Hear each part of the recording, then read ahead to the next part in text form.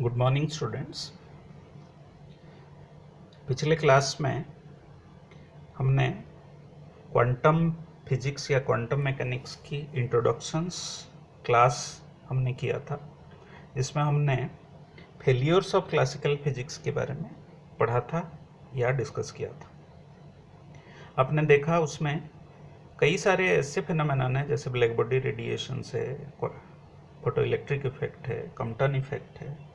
उसमें classical physics concept को नहीं समझा पाया, तो इसलिए क्वांटम फिजिक्स की ज़रूरत पड़ा। उसको आगे बढ़ाते हुए आज हम क्वांटम फिजिक्स के आगे वाले टॉपिक डिस्कस करेंगे। पहले मैं आपको सब्जेक्ट कोड के बारे में दोबारा ये चीज़ बता देता हूँ। सब्जेक्ट है इंजीनियरिंग फिजिक्स, कोड है KAS101T, T for theory. Module name है क्वांटम फिजिक्स।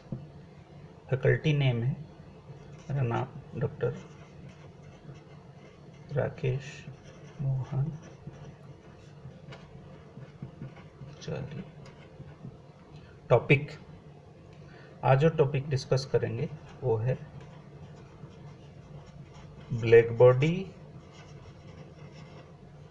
रेडिएशन। तो दोबारा मैं बता देता हूँ, क्वांटम फिजिक्स में जो टॉपिक डिस्कस करेंगे that is black body radiation. तो टॉपिक डिस्कस करने से पहले हम ये जान लेते हैं कि रेडिएशन किसको कहते हैं और ब्लैक बॉडी किसको कहते हैं, ताकि आप लोगों को ये आसानी हो ब्लैक बॉडी रेडिएशन और उस स्पेक्ट्रम के बारे में समझने के लिए। पहले हम रेडिएशंस के बारे में जानते हैं। आपने क्लास 11th में हीट एंड थर्मोडायनेमिक्स पढ़ा है, उसमें कन्वेक्शन, कंडक्शन, रेडिएशंस के बारे में भी थोड़ा बहुत आपको आइडिया है, लेकिन दोबारा मैं इस चीज़ को इलेबोरेट करूँगा। और क्योंकि फिजिक्स में हमें डेफिनेशन से लेके डेराइवेशंस और कंक्लूजन तक सारे चीज़ हमें खुद करना है, तब जाके हम ठीक से कंसेप्ट को समझा पाएंगे। इसलिए पहले रेडिएशन को डिफाइन करते हैं। कैसे डिफाइन करेंगे रेडिएशन? रेडिएशन को डिफाइन हम ऐसे करेंगे, this is a process of heat. Heat यहाँ एनर्जी के फॉर्म में है, ब्रैकेट में एनर्जी लिख लेंगे। ट्रांसफर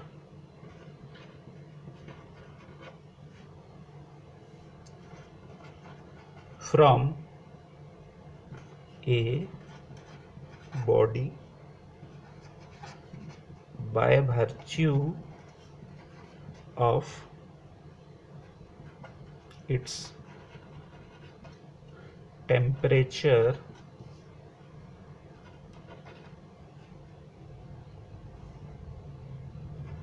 without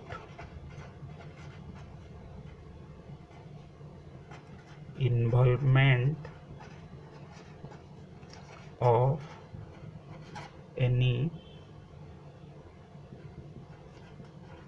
intervening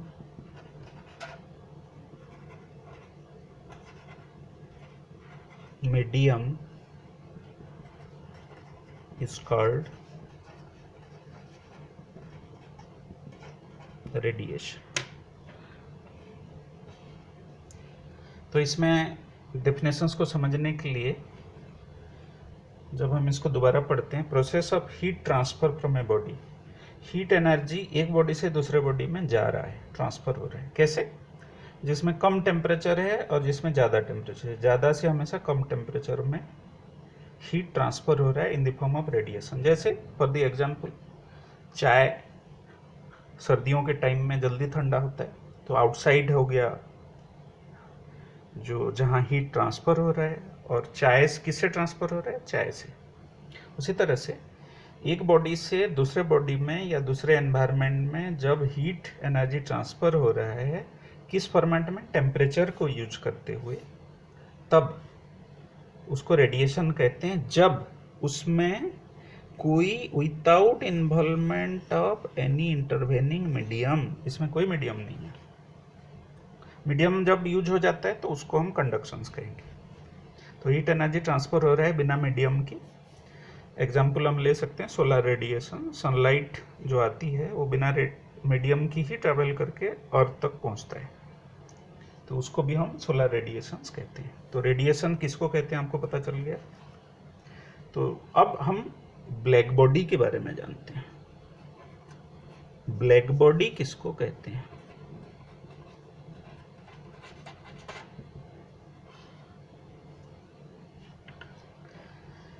तो ब्लैक बॉडी को जब हम डिफाइन करने की कोशिश करते हैं तब इसको इस तरीके से लिख सकते हैं,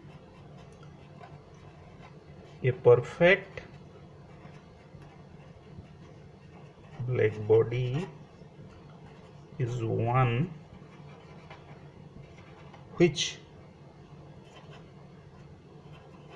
completely absorbs all the radiations of all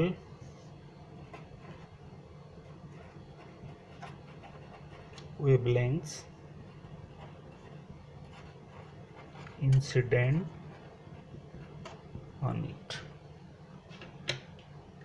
इसका मतलब है a perfect black body is one which completely absorbs all the radiations of all wavelengths incident on it।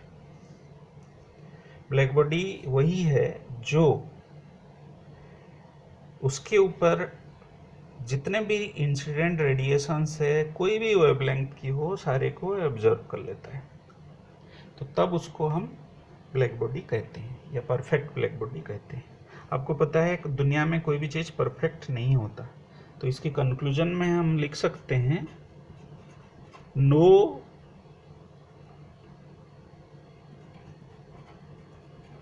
Black body is perfect.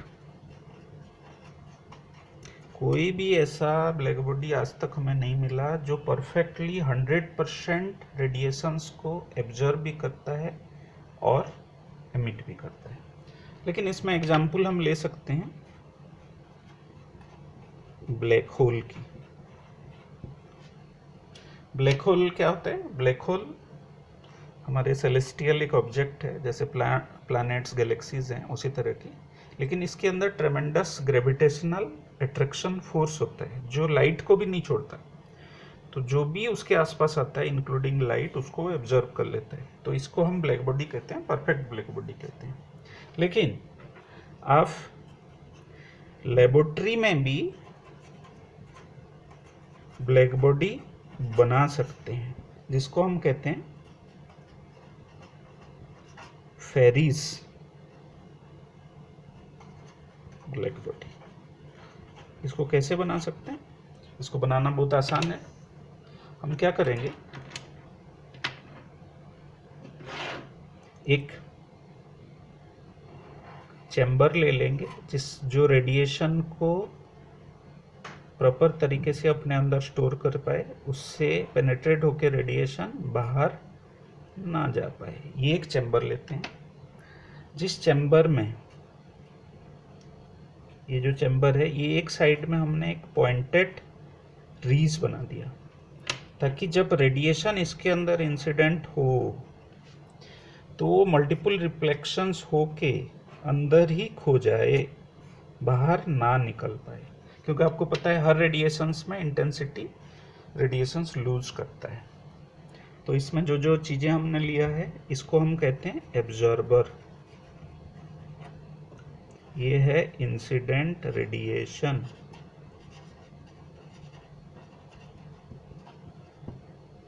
और ये है पॉइंटेड ऑब्जेक्ट।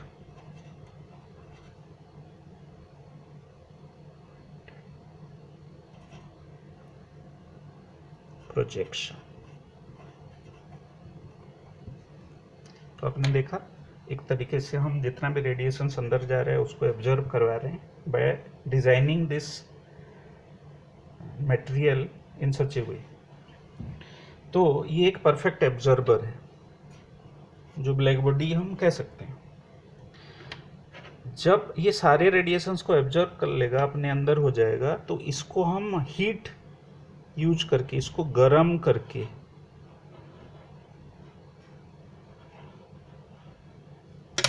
जब ये perfectly सारे radiations को एब्जॉर्ब कर लेगा, तो इसको हीट करके इससे रेडिएशंस हम बाहर एमिट भी कर सकते हैं, जिसको हम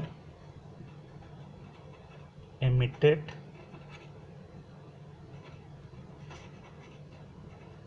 लाइट बीम कहते हैं, और ये ऑब्जेक्ट को हम एमिटर कहेंगे। लेकिन इसके लिए हमें इसको पहले गर्म करना होगा, हीट करना होगा, तब जाके। तो हमने आज ब्लैक बॉडी किसको कहते हैं उसको डिफाइन किया, और रेडिएशंस जो ब्लैक बॉडी के अंदर आता है और ब्लैक बॉडी से वो बाहर जाता है in the form of absorption and radiations, emissions, उसको हमने डिस्कस किया। और नेक्स्ट क्लास में हम ब्लैक बॉडी रेडिएशन स्पेक्ट्रम के बारे में पढ़ेंगे। तो आप तब तक ये जो इंट्रोडक्शन ऑफ क्वांटम मैकेनिक्स और ब्लैक बॉडी रेडिएशंस, इसके बारे में नोट्स बना लीजिए प्रॉपर्ली और समझने की कोशिश करिए। अगले क्लास में पहले 5-7 मिनट में मैं पहले आप लोगों की कोई डाउट्स होगा, क्वेरीज होगा, उसको सॉल्व करूंगा, और फिर हम आगे ब्लैक बॉडी रेडिएशन स्पेक्ट्रम के बारे में डिस्कस करेंगे। धन्यवाद।